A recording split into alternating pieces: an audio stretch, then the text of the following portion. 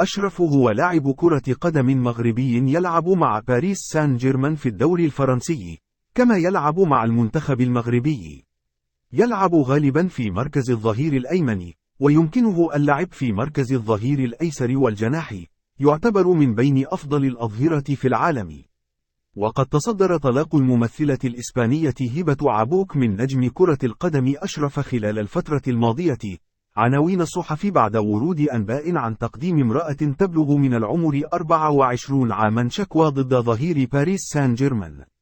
واتهمت المرأة حكيمي بأنه اعتدى عليها جنسيا، بينما كانت الممثلة الشهيرة بعيدة مع أطفالها. وأعلنت عقب ذلك انفصالها عن حكيمي مطالبة بنصف ثروته وأملاكه خلال طلب طلاقها.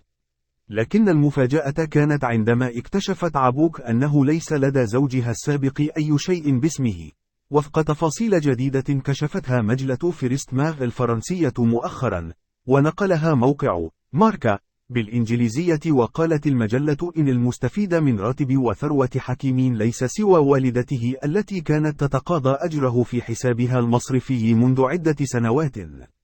وعلى الرغم من أن الأخبار أثارت ضجة في إسبانيا وفرنسا والمغرب، فإنه من المعروف أيضا أن عبوك ليست في وضع تحتاج فيه إلى جزء من ثروة زوجها.